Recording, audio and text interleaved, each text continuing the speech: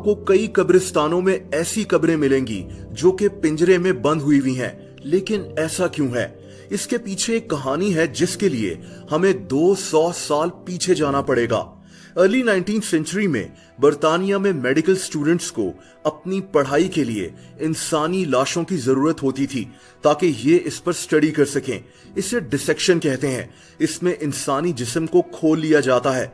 आपको ये जानकर हैरत होगी कि 200 साल पहले बड़े बड़े थिएटर्स के दरमियान में मेडिकल स्टूडेंट्स लाश को खोलकर स्टडी कर रहे होते थे और थिएटर लोगों से भरा हुआ होता था जो इस सारे प्रोसीजर को देख रहे होते थे जैसे कोई शो चल रहा हो।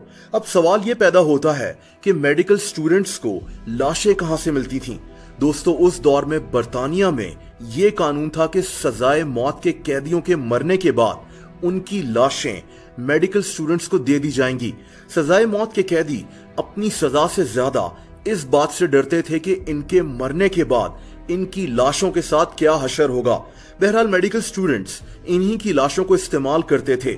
लेकिन दोस्तों, मसला तब शुरू हुआ जब बर्तानिया में सजाए मौत के कैदी कम होना शुरू हो गए, जिसका मतलब था कि अब मेडिकल स्टूडेंट्स के पास लाशें भी कम होना शुरू हो गईं, जो कि इनके लिए बहुत बड़ा मसला था। इसका हल ये निकाला गया कि बर्तानिया में लाशें चोरी होने का सिलसिला शुरू हो गया। किसी के घर किसी इंसान की डेथ होती, इसकी फैमिली इस इंसान की आखिरी रसूमात अदा करते और रोते हुए इसकी लाश को कब्र में दफना देते। लेकिन जब ये लोग अगले दिन इसकी कब्र पर आते तो कब्र खुली हुई होती थी और लाश अंदर से गायब होती थी। दोस्तों, दरअसल कई लोग लाशों को चुराना शुरू हो गए थे। ये लोग ताजा कब्रें ढूंढते थे और फिर रात के अंधेरे में मुर्दे को कब्र से बाहर निकालकर मेडिकल कॉलेजेस को बेच दिया करते थे। इस काम के इनको अच्छे खासे पैसे मिलते थे। 200 साल पहले बर्तानिया में ये एक बिजनेस बन गया था।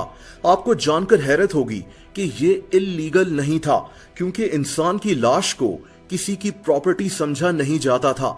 इसीलिए ऐसे लोगों को गिरफ्तार करने का भी कोई फायदा नहीं था, क्योंकि अदालत इनको छोड़ देती थी।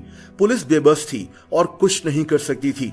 दोस्तों, आप सोचें कि किसी इंसान पर क्या गुजरेगी जब उसके प्यारे की लाश अगले ही दिन कब्र से गायब हो चुकी होगी।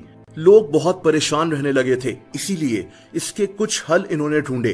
कुछ लोगों ने तो कब्रिस्तान में वॉच टावर्स बना दिए थे, जहां हर वक्त कोई गार्ड मौजूद होता था जो हर वक्त कब्रिस्तान पर नजर रखता था।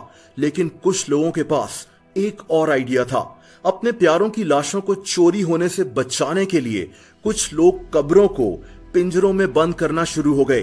कब्रों के ऊपर लोहे के पिंजरे बना दिए जाते थे ताकि कोई भी इन कब्रों को खोल ना सके। जो लोग पिंजरे अफोर्ड नहीं कर सकते थे, वो लोग कब्रों के ऊपर भारी पत्थर रख दिया करते थे कि शायद इनके प्यारे की लाश चोरी होने से बच जाए। ये वही कब्रें हैं, इनको मोट सेफ कहा जाता है। लेकिन दोस्तों, लाशें चोरी करने वाले लोग यहां भी नहीं रुके। इन लोगों ने हॉस्पिटल्स और कभी कभार तो लोगों के घरों से भी लाशें चुराना शुरू कर दी। दोस्तों, 1828 में सिर्फ लंदन शहर में 200 से ज्यादा लाशें चुराने वाले चोर मौजूद थे और फिर हालात और भी बिगड़ गए। चोरी से बात कत्ल तक पहुंच गई।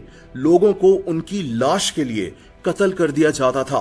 बर्तानिया में लोग बहुत खौफजदा हो चुके थे। ऐसी ही एक मशहूर कहानी दो लोगों की है, विलियम बर्के और विलियम हेयर। ये दोनों बहुत खतरनाक कातिल थे। ये वीडियो पसंद आई हो तो वीडियो को लाइक जरूर कर दें। ऐसी इंटरेस्टिंग वीडियोस देखने के लिए इस चैनल को सब्सक्राइब कर लें और बेल आइकन पर भी हिट कर दें ताकि इस चैनल की वीडियोस के नोटिफिकेशंस आपको मिलते रहें। अपना बहुत ज्यादा ख्याल रखें। अल्लाह हाफिज।